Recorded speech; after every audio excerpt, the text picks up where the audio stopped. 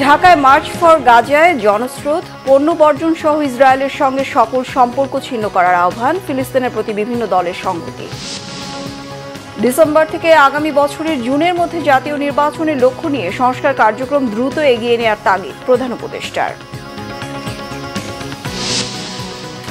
সশস্ত্র বাহিনীর দায়িত্ব কেবল স্বাধীনতা ও সার্বভৌমত্ব রক্ষা, কোনোভাবেই তাদের রাজনীতিতে যুক্ত হওয়া উচিত নয় বলেছেন বিশ্লেষকরা।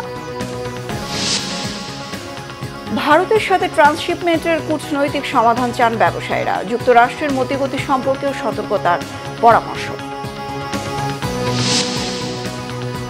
পুড়িয়ে দেওয়া হয়েছে চারুকলায় ফ্যাসিবাদের মোটিভ, জড়িত শেখ হাসিনার দোসররা, বলেছেন সংস্কৃতি উপদেষ্টা।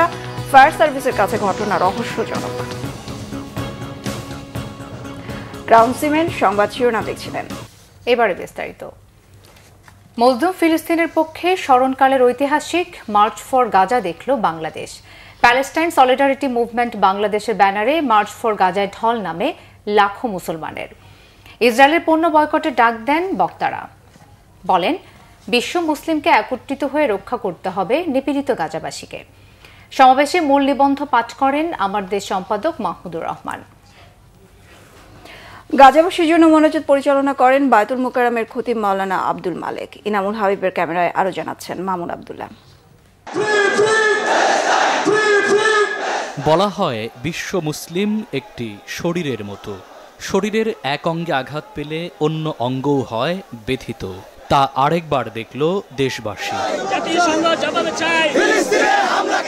বর্বর ইসরায়েলি সৈন্যরা শহীদ করেছে 50,000-এর বেশি ফিলিস্তিনিকে। তাতে ফুঁসে উঠেছে বিশ্ব মুসলিম। ইমানি চেতনায় বলিয়ান বাংলাদেশের মানুষও দেখালো বিক্ষোভ। হাজার হাজার মাইলের দূরত্ব ঘুঁচিয়ে সোহরাওয়ার্দী উদ্যান হয়ে উঠল এক টুকরো ফিলিস্তিন। ইতিহাসের সাক্ষী হতে সকাল থেকেই সোহরাওয়ার্দী উদ্যানমুখী হতে থাকে মানুষ। দুপুর 12টার পরপরই কানায় কানায় পূর্ণ হয়ে যায় ঐতিহাসিক এই উদ্যান। দুপুর 3টার পর এক এক করে স্টেজে ওঠেন অতিথিরা। রাজনৈতিক অরাজনৈতিক দলমত নির্বিশেষে সবার পদচারণায় মুখর হয়ে ওঠে উদ্যান প্রাঙ্গণ। আল কুদুস আল কুদুস, ফিলিস্তিন ফিলিস্তিন, ফ্রি ফ্রি প্যালেস্টাইন ধ্বনিতে নিপীড়িত ফিলিস্তিনের পক্ষে স্লোগান দেন আন্তর্জাতিক ইসলামিক স্কলার মিজানুর রহমান আজহারি। এ সময় ফিলিস্তিনের পক্ষে বিশ্ব মানবতাকে এগিয়ে আসার আবারও আহ্বান জানান বক্তারা, দেন ইসরায়েলি পণ্য বর্জনের ডাক। এই গণজামায়াতে, এই জনতার মহাসমুদ্রে উপস্থিত হয়ে আমরা বুঝতে পেরেছি আজকের এই মহাসমুদ্র, জনসমুদ্র ফিলিস্তিনের প্রতি, আল আকসার প্রতি বাংলাদেশের জনগণের ভালোবাসার বহিঃপ্রকাশ। ভৌগোলিকভাবে আমরা ফিলিস্তিন থেকে অনেক দূরে হতে পারি, কিন্তু আজকের এই জনসমুদ্র প্রমাণ করে আমাদের এক একজনের হৃদয়ে, বুকের ভেতরে বাস করে এক একটা ফিলিস্তিন। আমাদের হৃদয়ে বাস করছে এক একটা গাজা, আমাদের হৃদয়ে বাস করে এক একটা আল কুদস। বাংলাদেশের সকল দল মত চিন্তা দর্শনের মানুষ মাজলুম ফিলিস্তিনি এবং মাজলুম গাজার মানুষের পাশে আছে, সহাবস্থান করছে। এক কাতারে দাঁড়িয়ে আজ বিশ্ববাসীকে আমরা দেখিয়ে দিতে চাই আমাদের মধ্যে বিভিন্ন বিষয়ে চিন্তাগত মতপার্থক্য ভিন্নতা থাকতে পারে, কিন্তু মাজলুম ফিলিস্তিনিদের স্বাধীনতা, তাদের অধিকার, গাজার মানুষদের বিরুদ্ধে জুলুম বন্ধের দাবিতে আমরা প্রত্যেকটা বাংলাদেশের মানুষ ধর্ম বর্ণ নির্বিশেষে আমরা প্রত্যেকে তাদের সাথে সংহতি প্রকাশ করছি। ইসরায়েল একটি অবৈধ দখলদার গণহত্যাকারী রাষ্ট্র, যা মুসলিমদের প্রথম কিবলা ও একটা পুরো জনগোষ্ঠীর অস্তিত্ব নিশ্চিহ্ন করতে সর্বশক্তি নিয়োগ করেছে। পাঠ্য বই ও শিক্ষানীতিতে আল আকসা, ফিলিস্তিন এবং মুসলিমদের সংগ্রামী ইতিহাসকে অন্তর্ভুক্ত করতে হবে। পরে নিপীড়িত ফিলিস্তিন এবং বিশ্ব মানবতার জন্য দোয়া মোনাজাত পরিচালনা করেন জাতীয় মসজিদ বায়তুল মোকাররমের খতিব মাওলানা আব্দুল মালেক। সবাই খালেদ দিলে তওবা করি, আল্লাহর নেয়ামতের শুকর আদায় করি। মামুন আব্দুল্লাহ, বাংলা ভিশন, ঢাকা। সকল গুনাহ থেকে বেঁচে থাকার চেষ্টা করি। ফিলিস্তিনের গাজায় ইসরায়েলের বর্বর হামলার প্রতিবাদে মার্চ ফর গাজা কর্মসূচিতে অংশ নেওয়া মানুষের ঢল উপচে পড়ে শাহবাগ মোড়, টিএসসি চত্বর সহ সরোয়ার্দী উদ্যানের আশেপাশে। গাজাবাসীর প্রতি সমর্থন জানিয়ে রোদ এবং গরম উপেক্ষা করে ছুটে আসা জনস্রোতের দাবি ফিলিস্তিনিদের প্রতি ইসরায়েলের দীর্ঘদিনের বর্বরতার অবসান। জাহাঙ্গীর আলমের ক্যামেরায় নাবিল জাহাঙ্গীরের রিপোর্ট। ফিলিস্তিনের গাজায় ইসরায়েলের বর্বরতার প্রতিবাদে বাংলাদেশে বিক্ষুব্ধ জনতার মার্চ ফর গাজা কর্মসূচি। শনিবার সকাল থেকেই ফিলিস্তিনের পতাকা হাতে গাজাবাসীর প্রতি সমর্থনে স্লোগান, মিছিল আর মুক্তিকামী মানুষের পদচারণায় মুখর শাহবাগ, টিএসসি সহ সোহরাওয়ার্দী উদ্যানের আশেপাশের এলাকা। ফিলিস্তিনের প্রতি ভালোবাসার জানান দিতে নির্ধারিত সময়ের আগেই চৈত্রের তীব্র গরম উপেক্ষা করে ছুটে আসে লাখ লাখ মানুষ। এ কর্মসূচির মাধ্যমে বিশ্বজুড়ে ইসরায়েলের বর্বরতার বিরুদ্ধে জনমত তৈরি হবে বলে বিশ্বাস তাদের।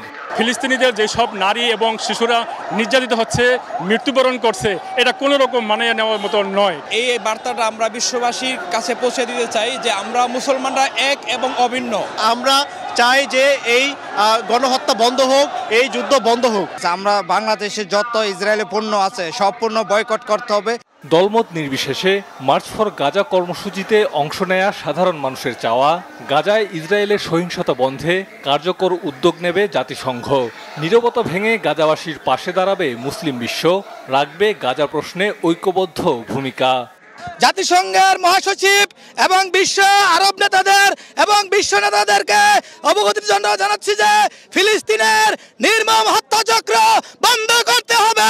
বিশ্বের শক্তিশালী মুসলিম রাষ্ট্রগুলো যারা এখনো নিশ্চুপ রয়েছে তাদেরকে আমরা ধিক্কার জানাই। আমাদের লক্ষ লক্ষ মুসলমান ভাইদেরকে হত্যা করা হইতেছে, আজকে জাতিসংঘ চেয়ে চেয়ে দেখতেছে, আমরা বিচার চাই। গাজায় চলমান ইসরায়েলের বর্বরতার প্রতিবাদ এবং গাজাবাসীর প্রতি ভালোবাসা ও সমর্থন জানাতে সোহরাওয়ার্দী উদ্যানে মানুষের ঢল। জাগ্রত হবে বিশ্ববিবেক, বন্ধ হবে গাজায় ইসরায়েলের বর্বরতা, এমনটাই প্রত্যাশা সবার। নাবিল জাহাঙ্গীর, বাংলা ভিশন, ঢাকা। গাজায় ইসরায়েলি গণহত্যার প্রতিবাদে মুখর ছিল গোটা রাজধানী। মার্চ ফর গাজা কর্মসূচিতে সংহতি জানাতে ঢাকা পরিণত হয় জনসমুদ্রে। সকাল থেকেই রাজধানীর বিভিন্ন পয়েন্টে ছোট ছোট মিছিল নিয়ে সোহরাওয়ার্দী উদ্যানমুখী লাখো মানুষ। সবার মুখে গণহত্যা বন্ধ এবং স্বাধীন রাষ্ট্র হিসেবে ফিলিস্তিন প্রতিষ্ঠার আকাঙ্ক্ষা উঠে আসে। প্রতিবাদে সামিল হয় বেসরকারি বিশ্ববিদ্যালয়ের হাজারো শিক্ষার্থী। ইসমাইল হোসেন পলাশের ক্যামেরায় ফজলে রাব্বির প্রতিবেদন। হাতে হাতে ফিলিস্তিনি পতাকা, কণ্ঠে স্বাধীন ফিলিস্তিনি রাষ্ট্র প্রতিষ্ঠার দাবি। গাজাবাসীর দীর্ঘদিনের আকাঙ্ক্ষায় সায় দিয়েছে ৫৬,০০০ বর্গমাইলের এই জনপদটি। অবরুদ্ধ গাজা উপত্যকায় নৃশংস ইসরায়েলি হামলার প্রতিবাদে মুখর রাজধানী ঢাকা। প্রতিবাদে সামিল লাখো জনতা। কেবল ঢাকা নয়, দেশের বিভিন্ন জেলা থেকেও বাস, ট্রেন ও ছোট ছোট যানবাহনে মানুষ যোগ দেয় মার্চ ফর গাজা কর্মসূচিতে। সকাল থেকেই রাজধানীর বিভিন্ন পয়েন্টে জড়ো হতে থাকে মানুষ। রামপুরা, মিরপুর, কাজীপাড়া, শেওড়াপাড়া, বিজয় সরণি, বাংলা মোটর ও শাহবাগ এলাকা হয়ে খণ্ড খণ্ড মিছিল সোহরাওয়ার্দী উদ্যানের দিকে যায়। এ সময় তাদের হাতে ব্যানার আর ফিলিস্তিনের পতাকা দেখা যায়। রাজধানীর আফতাবনগর এলাকায় জড়ো হয় north south, east West, Canadian university সহ বিভিন্ন বেসরকারি বিশ্ববিদ্যালয়ের শিক্ষার্থীরা। ইসরায়েলকে সন্ত্রাসী দেশ হিসেবে চিহ্নিত করে আন্তর্জাতিক আইনে বিচারের পাশাপাশি ফিলিস্তিনিকে স্বাধীন ভূখণ্ড ঘোষণার জোর দাবি জানান শিক্ষার্থীরা। নারে তাকবীর, আল্লাহু আকবার। সারা বিশ্বের মুসলিম দেখো, বাংলাদেশের মুসলিমরা দেখো, ও উম্মাহ সবাই এক হও। সকল মুসলিম নেতারা আছে বিশ্বে, তারা যেন এখনই ফিলিস্তিনের পাশে দাঁড়ায় এবং আমেরিকা দালালি যেন না করে, ইসরায়েলের চামচামি যেন না করে। অ্যাজ এ মুসলিম আমাদের উচিত যে যেই সিচুয়েশন থেকেই হোক আমরা ফিলিস্তিনের পক্ষে আমাদের আন্দোলন করা। আমরা ফিলিস্তিনের পক্ষে আছি, আমরা চাচ্ছি ফিলিস্তিন স্বাধীন হোক, তারা তাদের মানবাধিকার নিয়ে সুস্থভাবে তারা বাঁচার অধিকার তারা পাক। বছরের পর বছর ইসরায়েলি বাহিনীর নৃশংস হামলা, নির্যাতন ও দখলদারিত্বের শিকার ফিলিস্তিনিরা। ফজলে রাব্বি, বাংলা ভিশন, ঢাকা। ডিসেম্বর থেকে আগামী বছরের জুনের মধ্যে জাতীয় নির্বাচনের লক্ষ্য নিয়ে সংস্কার কার্যক্রম দ্রুত এগিয়ে নেওয়ার তাগিদ দিয়েছেন প্রধান উপদেষ্টা এবং জাতীয় ঐকমত্য কমিশনের চেয়ারম্যান প্রফেসর মোহাম্মদ ইউনূস। শনিবার প্রধান উপদেষ্টার সরকারি বাসভবন যমুনায় ঐকমত্য কমিশনের 2 সদস্যের সঙ্গে বৈঠকে তিনি এই তাগিদ দেন। বৈঠকে প্রফেসর আলী রিয়াজ ও ডক্টর বদিউল আলম মজুমদার জাতীয় ঐকমত্য কমিশনের কার্যক্রমের অগ্রগতি সম্পর্কে কমিশনের চেয়ারম্যানকে অবহিত করেছেন। এ সময় তারা জানান, সংস্কার কমিশনের সুপারিশ নিয়ে রাজনৈতিক দলগুলোর সঙ্গে আলোচনা চলমান রয়েছে। এ পর্যন্ত 8টি দলের সঙ্গে আলোচনা হয়েছে বলেও জানান। বৃহস্পতিবার বাংলাদেশ জাতীয়তাবাদী দল বিএনপির সঙ্গে আলোচনা করবে সংস্কার কমিশন। এছাড়া সংস্কার কার্যক্রমের বিষয়ে জনমত যাচাই ও জনসচেতনতা তৈরির জন্য বিভিন্ন কর্মসূচি গ্রহণ করার কথাও জানান তারা। এ সময় কমিশনের সভাপতি এবং প্রধান উপদেষ্টা ডক্টর মোহাম্মদ ইউনূস ডিসেম্বর থেকে 2026 সালের জুনের মধ্যে জাতীয় নির্বাচন অনুষ্ঠানের লক্ষ্য নিয়ে রাজনৈতিক দলের সঙ্গে আলোচনা ও সামগ্রিক সংস্কার প্রক্রিয়া এগিয়ে নেওয়ার তাগিদ দেন। শনিবার বিকেলে প্রধান উপদেষ্টার সরকারি বাসভবন যমুনায় বৈঠক অনুষ্ঠিত হয়। কমিশন সদস্যদের পাশাপাশি বৈঠকের প্রধান উপদেষ্টা বিশেষ সহকারী মনির হায়দার উপস্থিত ছিলেন।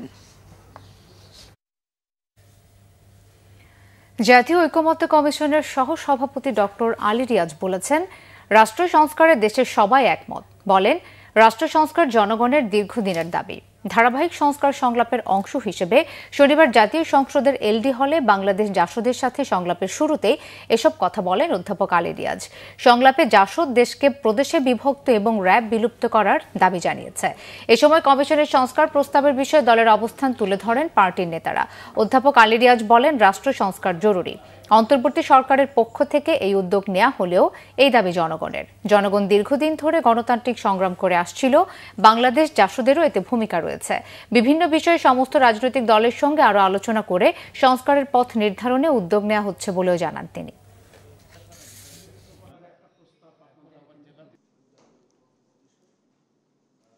আমরা আসলে সকলেই একমত যে এখানে একটি সংস্কার, রাষ্ট্র সংস্কার করা জরুরি এবং এই রাষ্ট্র সংস্কারের বক্তব্য আজকে অন্তর্বর্তী সরকারের পক্ষ থেকে উদ্যোগ নেওয়া হলেও এই দাবি আসলে জনগণের। আশা করছি যে প্রাথমিক পর্যায়ে যে আলোচনা, সেই আলোচনা আমরা মে মাসের মাঝামাঝি সময় শেষ করতে পারবো এবং তারপরে পরবর্তী পর্যায়ে, পরবর্তী ধাপে আমরা অন্যান্য এবং যে সমস্ত রাজনৈতিক দলের সঙ্গে আরও বেশি আলোচনা প্রয়োজন বিভিন্ন বিষয়ে, সেগুলো আমরা করব।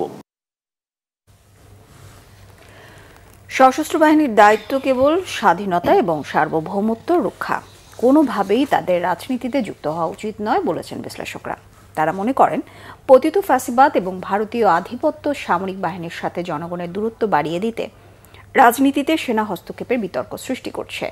মহাখালীতে রাওয়া ক্লাবে এক সেমিনারে তারা আরও বলেন, সশস্ত্র বাহিনীর কিছু উচ্চাকাঙ্ক্ষী কর্মকর্তা ও পতিত আওয়ামী লীগ সরকার সেনাবাহিনীকে জনগণের কাছে চরমভাবে বিতর্কিত করেছে। তাই সশস্ত্র বাহিনী পুনর্গঠনের সংস্কার কমিশন গঠনের তাগিদ তাদের। আরও জানাচ্ছেন জিয়া খান। রাষ্ট্র সংস্কার ও রাজনীতির প্রভাবমুক্ত সশস্ত্র বাহিনী শীর্ষ সেমিনার আয়োজন করে অবসরপ্রাপ্ত সেনা কর্মকর্তাদের সংগঠন রাওয়া। এতে অংশ নেন শিক্ষাবিদ, রাজনীতিবিদ, গণমাধ্যম ব্যক্তিত্ব ও সাবেক সেনা কর্মকর্তারা। সেমিনারে মূল প্রবন্ধে আমার দেশ সম্পাদক মাহমুদুর রহমান বলেন, ভারতের প্রেসক্রিপশনে আওয়ামী লীগ সরকার সেনাবাহিনীর মেরুদণ্ড ভেঙে দিয়েছে। বিডিআর ম্যাসাকারের মাধ্যমে ভারত এবং আওয়ামী লীগ তারা বিডিআর এর সৈনিকদের ব্যবহার করে বাংলাদেশ সেনাবাহিনীর মরাল ভেঙে দিতে সক্ষম হয়েছিল। আমরা চাচ্ছি যে আর যেন বাংলাদেশে কোনো ফ্যাসিবাদের তৈরি না হয়, আর যেন শেখ হাসিনার মতো নতুন কোনো ফ্যাসিস্ট বাংলাদেশের ক্ষমতায় না আসে, আর যেন কেউ সেনাবাহিনীকে ব্যবহার না করে। এটাই তো আমরা চাচ্ছি। তাহলে এটা চাইতে গেলে আমাদের সংস্কার দুই জায়গায় করতে হবে। শুধুমাত্র সেনাবাহিনীর সংস্কার করে এটা সলিউশন হবে না, কারণ সেনাবাহিনী সংস্কার হলে আপনারা ঠিক আছে অভ্যন্তরীণ সংস্কার করলেন, কিন্তু রাষ্ট্র ব্যবস্থায় সংস্কার হলো না। তাহলে দেখবেন আপনারা না চাইলেও রাজনীতিতে সম্পৃক্ত হয়ে যাবেন। অনুষ্ঠানের প্রধান অতিথি এলডিপি সভাপতি সাবেক সেনা কর্মকর্তা অলি আহমদ বলেন, সশস্ত্র বাহিনীকে দুর্বল করতে ভারতের অপচেষ্টা চলছেই। সশস্ত্র বাহিনীর মূল দায়িত্ব হওয়া উচিত দেশের স্বাধীনতা, সার্বভৌমত্বের দায়িত্বে নিজকে নিয়োজিত করা। কোনো অবস্থাতেই রাজনীতির সাথে সরাসরি সম্পৃক্ত হওয়া উচিত হবে না। তাহলে সশস্ত্র বাহিনী একটি শক্তিশালী প্রতিষ্ঠান হিসাবে মাথা উঁচু করে সকলের নিকট সম্মানের আসনে অধিষ্ঠিত হবে। এ সময় সশস্ত্র বাহিনীকে জনকল্যাণমুখী এবং রাজনীতি মুক্ত করতে ব্যাপক সংস্কার দরকার বলে মন্তব্য করেন বক্তারা। ষড়যন্ত্র ঘরে বাইরে লক্ষ্যবস্তু কিন্তু তার লক্ষ্যবস্তু বা টার্গেট কিন্তু এই সামরিক বাহিনী এবং ইসলামী মূল্যবোধ। সশস্ত্র বাহিনীকে রাজনীতি নয় বরঞ্চ দলীয় অপরাজনীতির প্রভাব মুক্ত রাখা প্রয়োজন, আর সেজন্যই আমাদের প্রয়োজন জনগণের সঙ্গে দূরত্ব কমানো। পাবলিক কি দেখতে চায়, যে তাহলে কয়েকটা রোল আছে। পাবলিকের রোল হতে পারে ডিরেক্ট ইন্টারফিয়ারেন্স, ইনডিরেক্ট রোল, আর সাপোর্টার বা স্ট্যাবিলাইজার, ডুইং নাথিং। মানে military role in such a context, এরকম একটা পলিটিক্যাল ভ্যাকুয়ামের মধ্যে কি হতে পারে? আমার মনে হয় পাবলিক ওপিনিয়ন কখনো ডিরেক্ট ইন্টারফিয়ারেন্স সাপোর্ট করে না বাংলাদেশে। নাম্বার 2 হচ্ছে যে ইনডিরেক্ট রোলটাও হয়তো তারা দেখতে চায় না, তারা একটা স্ট্যাবিলাইজিং রোল দেখতে চায়, যে সিস্টেমটাই আছে একটা স্ট্যাবিলিটির দিকে যাক এবং ডিরেক্ট ইন্টারফিয়ারেন্সটা থেকে একটা পেশাদারিত্বের জায়গা থেকে সামরিক বাহিনীর অবস্থানটা অনেক সম্মানজনক হোক। এছাড়া সশস্ত্র বাহিনীকে নিরপেক্ষভাবে কাজ করার সুযোগ দিতে জাতীয় নিরাপত্তা নীতিমালা তৈরি, জাতীয় নিরাপত্তা উপদেষ্টা নিয়োগ এবং আলাদা সচিবালয় গঠনের পরামর্শ দেন বিশ্লেষকরা। জিয়া খান, বাংলা ভিশন, ঢাকা।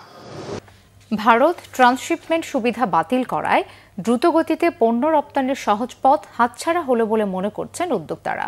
বিষয়টির কূটনৈতিক সমাধান না হলে 36টি দেশে বিকল্প পথে 50,000 টন পণ্য রপ্তানির সক্ষমতা হোঁচট খাওয়ার শঙ্কা তাদের। তবে রপ্তানিতে ভারত নির্ভরতা মানতে রাজি নয় ফ্রেট ফরওয়ার্ডার্স অ্যাসোসিয়েশন।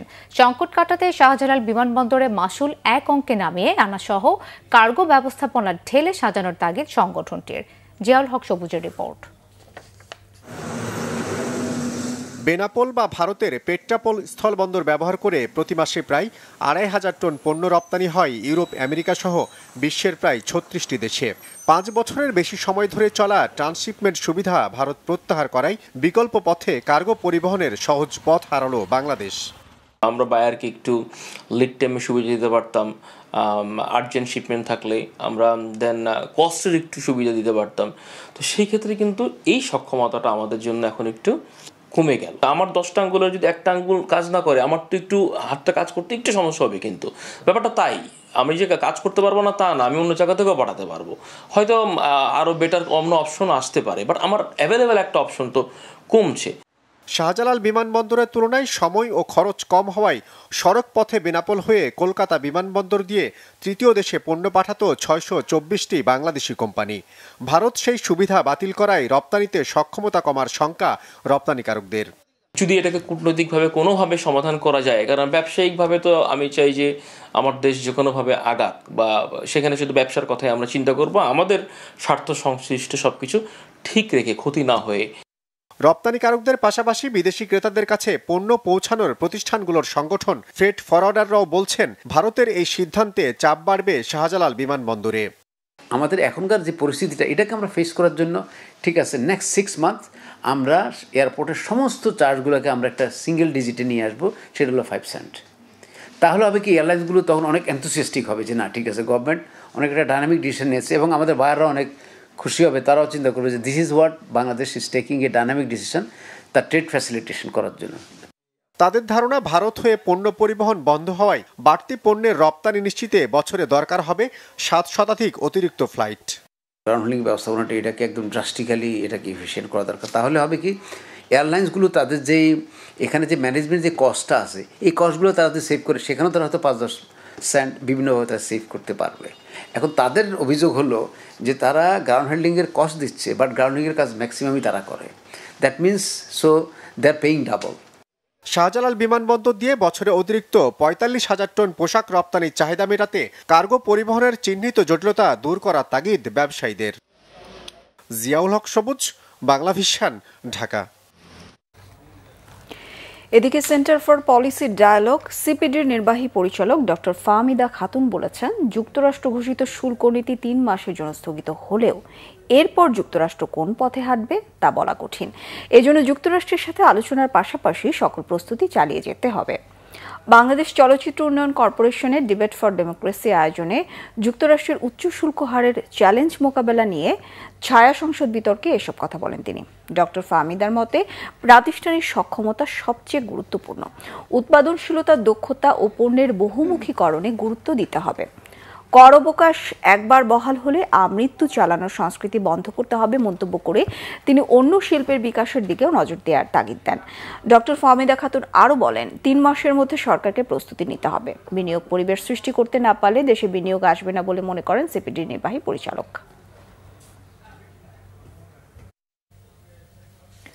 যুক্তরাষ্ট্রের ঘোষিত শুল্ক নীতি প্রকৃতপক্ষে ডোনাল্ড ট্রাম্পের নিজস্ব নীতি।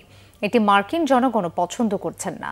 মার্কিন প্রেসিডেন্ট ট্রাম্পের কারণে আগামী 4 বছর বিশ্বকে এক প্রকার বাণিজ্য অস্থিরতার মধ্যে থাকতে হতে পারে, এমন শঙ্কা পোশাক খাতের ব্যবসায়ীদের। রাজধানীতে গুলশান ক্লাবে Bangladesh textile mills association BTMA আয়োজিত আলোচনায় এসব বলেন ব্যবসায়ীরা। তারা বলেন, এমনিতেই জ্বালানি সংকট, বন্দর সমস্যা, আমলাতন্ত্র সহ নানান জটিলতায় ভুগছে দেশের শিল্প খাত। এমন পরিস্থিতিতে ভারতের ট্রান্সশিপমেন্ট সুবিধা বাতিল এবং যুক্তরাষ্ট্রের ঘোষিত শুল্ক নীতি দেশের শিল্প খাতে নতুন উদ্বেগ তৈরি করেছে। মার্কিন প্রেসিডেন্ট আন্তর্জাতিক বাণিজ্যের রীতিনীতি তোয়াক্কা করছেন না। তবে আতঙ্কিত না হয়ে প্রস্তুতি নেওয়া গেলে শেষ পর্যন্ত বাংলাদেশে লাভবান হবার সম্ভাবনা রয়েছে। যুক্তরাষ্ট্র থেকে আমদানি বাড়ানোর পাশাপাশি দেশটির সাথে এফটিএ করারও তাগিদ দেন ব্যবসায়ীরা।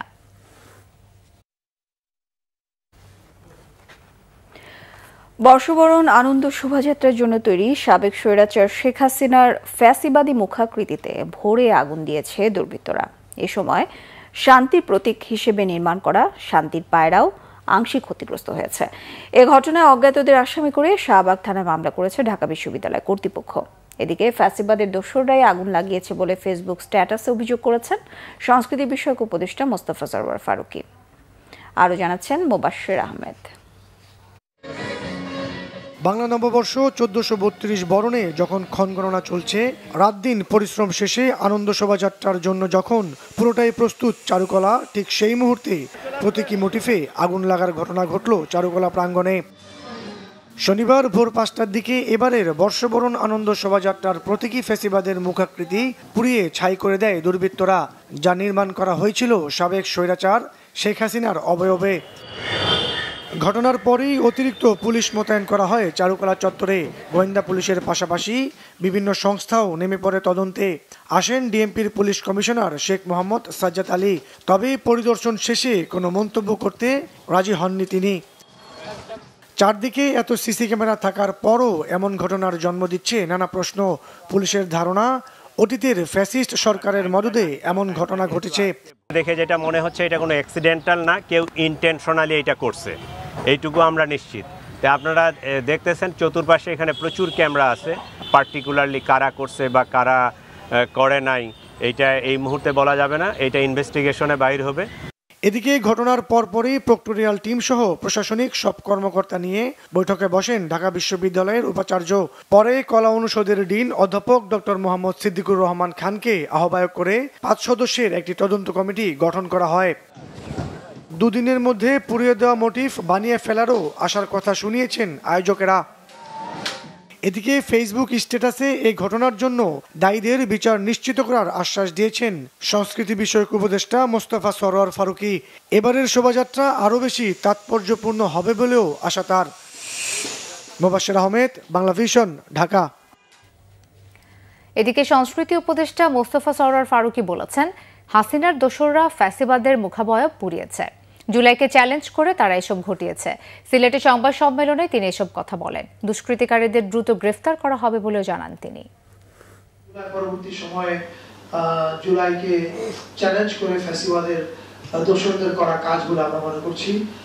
ফ্যাসিবাদের দোসর এই অর্থে বলছি, যারাই চায় না এই ফ্যাসিবাদের মুখাবয়ব র্যালিতে থাকুক, ধরেন নানান রকমের মতামত থাকতে পারে, ক্রিয়েটিভ কমেন্ট, কিন্তু যখন এটা পুড়িয়ে দিতে যায় তখন বুঝতে হবে যে এটার পিছনে একটা সংঘবদ্ধ শক্তি কাজ করছে। সেই শক্তিটার ব্যাপারে সরকার স্পষ্ট একটা অবস্থান ইতিমধ্যে নিয়েছে। আপনারা জানেন যে পুলিশ কাজ করছে এবং দ্রুতই অপরাধীকে গ্রেফতার করা হবে। ধর্মোপদেষ্টা আফম খালিদ হোসেন বলেছেন, অতীতের মতো রাষ্ট্রীয় খরচে কাউকে অতিথি হিসেবে হজে নেওয়া হবে না। ধর্ম মন্ত্রণালয় থেকে যারা যাবেন তাদেরকেও যাচাই বাছাই করে নেওয়া হবে। দুপুরে চট্টগ্রাম মহানগরীর এলজিডি ভবন মিলনায়তনে বিবাহ রেজিস্ট্রারদের সাথে মতবিনিময় সভা শেষে সাংবাদিকদের তিনি এই তথ্য জানান। ধর্ম উপদেষ্টা বলেন, হজ ব্যবস্থাপনায় নানা চ্যালেঞ্জ থাকলেও এবার কোনো বিশৃঙ্খলা হবে না। মতবিনিময় সভায় ধর্ম উপদেষ্টা ডক্টর আফম খালিদ হোসেন বিবাহ রেজিস্ট্রারদের অতিরিক্ত টাকা আদায় না করতে হুঁশিয়ার করেন। বাল্যবিবাহ বন্ধে সুপারিশের বিষয়ে নিজেদের প্রস্তাব জানাতে এই সভার আয়োজন করে বাংলাদেশ মুসলিম নিকাহ রেজিস্ট্রার ফোরাম।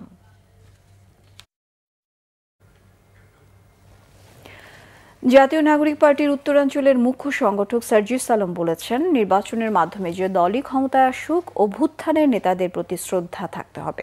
দুপুরে পঞ্চগড় জেলা প্রশাসন ইকো পার্কে মাশরুম ও মুক্তা চাষ প্রকল্পের দুদিনব্যাপী প্রশিক্ষণ কর্মশালার সমাপনী অনুষ্ঠানে সাংবাদিকদের তিনি এসব কথা বলেন।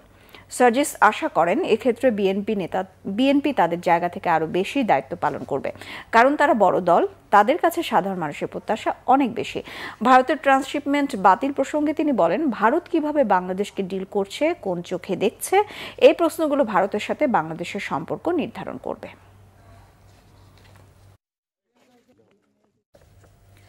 দেশের পুঁজিবাজারে সংস্কার কার্যক্রম জোরদার করে বাজারকে আরও শক্তিশালী করার কথা জানিয়েছেন বাংলাদেশ সিকিউরিটিজ অ্যান্ড এক্সচেঞ্জ কমিশনের চেয়ারম্যান খন্দকার রাশেদ মাকসুদ।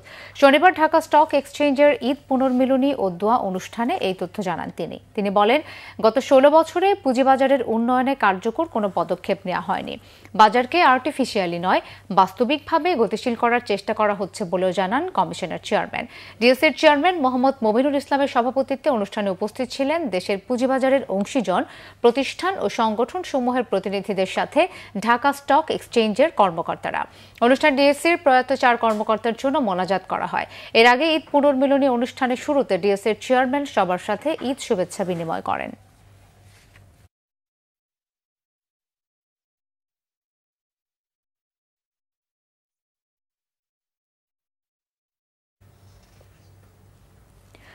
দানের টাকায় আবারও রেকর্ড গড়ল কিশোরগঞ্জের ঐতিহাসিক পাগলা মসজিদ।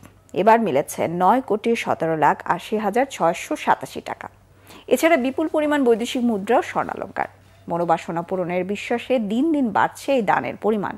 কিশোরগঞ্জ প্রতিনিধি নাসিম খানের তথ্যছবিতে ডেস্ক রিপোর্ট। 4 মাস 11 দিন পর খোলা হয়েছে কিশোরগঞ্জের ঐতিহাসিক পাগলা মসজিদের দান বাক্স। 11টি লোহার বাক্সে মিলেছে 28 বস্তা টাকা। শনিবার সকাল 7টায় কিশোরগঞ্জের জেলা প্রশাসক ফৌজিয়া খান ও পুলিশ সুপার মোহাম্মদ হাসান চৌধুরীর নেতৃত্বে দান বাক্স খোলা হয়। এতিমখানার ছাত্র শিক্ষক, ব্যাংকের লোকজন সহ 400 জনের একটি দল টাকা গণনার কাজ করেন। নিরাপত্তা ব্যবস্থা বিরাজমান আছে, আমাদের পুলিশ সদস্যরা আছে, আইন শৃঙ্খলা রক্ষাকারী বাহিনী, আনসার, আমরা আছি, সাথে আনসার এবং আর্মি ইউনিটও আছে, সকলে কাজ করছি। নিশ্চিত নিরাপত্তা ব্যবস্থা বিরাজমান। আর এখানে যে ব্যাংক পর্যন্ত যেটা প্রোটেকশন, সেটা আমাদের নিশ্চিতভাবে থাকবে। প্রতিদিনই দেশের বিভিন্ন প্রান্তের মানুষ এই মসজিদে দান করছেন। এখানে দান করলে মনের আশা পূরণ হয়, এ বিশ্বাস তাদের। এ কারণেই দিন দিন দানের পরিমাণও বাড়ছে। বাচ্চার জন্য মানুষ ছিল, বাচ্চাটা পূরণ হয়েছে, দিতে আসছি। প্রতিদিন 300 থেকে 400 মহিলারা আসে নামাজ পড়তে। ওইখানে মহিলাদের জন্য সুব্যবস্থা করা আছে নামাজের জন্য, এই জন্যই আমরা আসি নামাজের জন্য। এখানে মানুষ আসে, তাদের দান বক্সে দান করে তাদের নিজস্ব মানত পুরা করার জন্য। আমার কিছু মানত ছিল, সেই মানতগুলো আমি করে গেলাম। মানুষ সবারই যেহেতু মানতগুলো সফল হয়, দেখি এখন আমার কি হয়।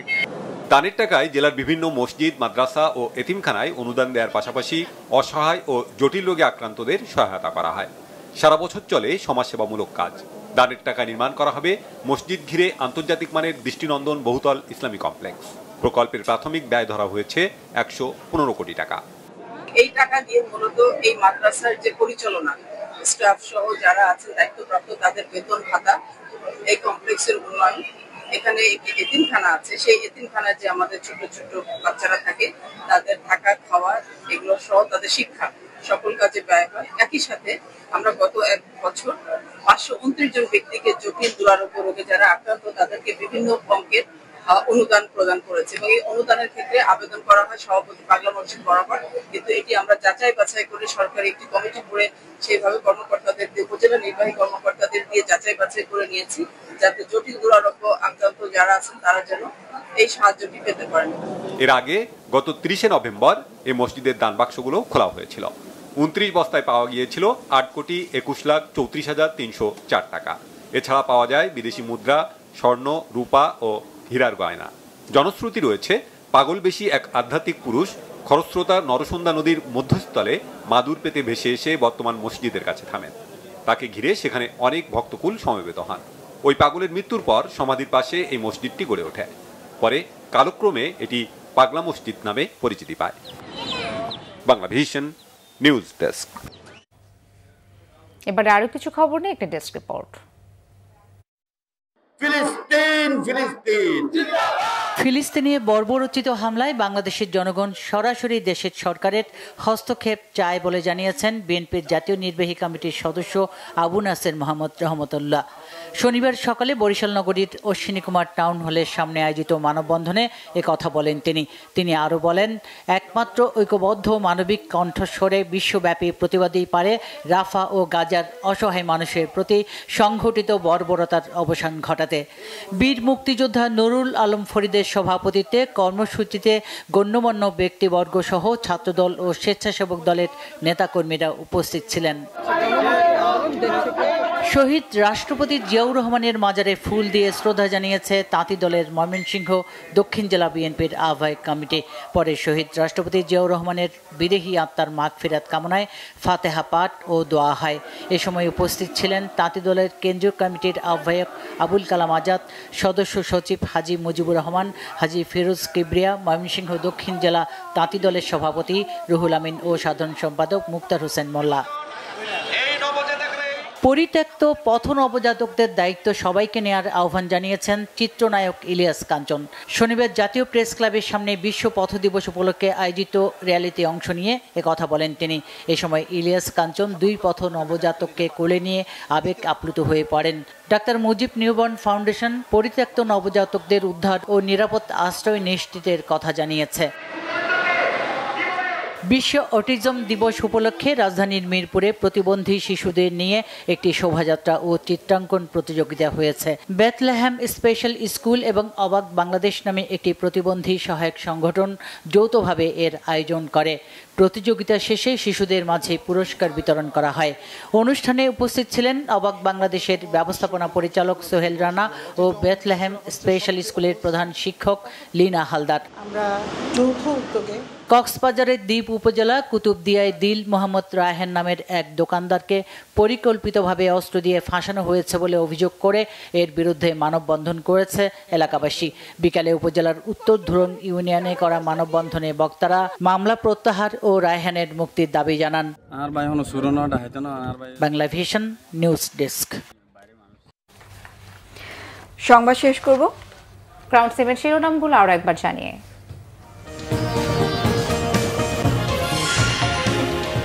ঢাকায় মার্চ ফর গাজায় জনস্রোত, পণ্য বর্জন সহ ইসরায়েলের সঙ্গে সকল সম্পর্ক ছিন্ন করার আহ্বান, ফিলিস্তিনের প্রতি বিভিন্ন দলের সংহতি। ডিসেম্বর থেকে আগামী বছরের জুনের মধ্যে জাতীয় নির্বাচনের লক্ষ্য নিয়ে সংস্কার কার্যক্রম দ্রুত এগিয়ে নেওয়ার তাগিদ প্রধান উপদেষ্টার।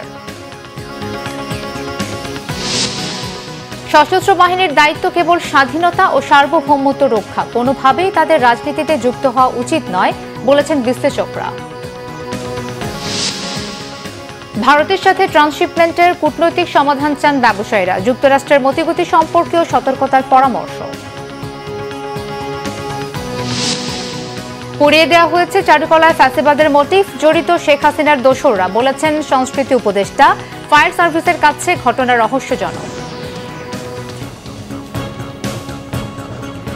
এই ছিল এখনকার মতো, পরের সংবাদ রাত 1টায় দেখার আমন্ত্রণ রইল। এছাড়া বাংলাভিশন সংবাদ ও সংবাদ সংশ্লিষ্ট অনুষ্ঠান দেখতে ভিজিট করুন www.bbnews24.com ও facebook.com/banglavisionnews। সাবস্ক্রাইব করুন youtube.com/banglavisionnews। সঙ্গে থাকায় ধন্যবাদ সবাইকে। শুভরাত্রি।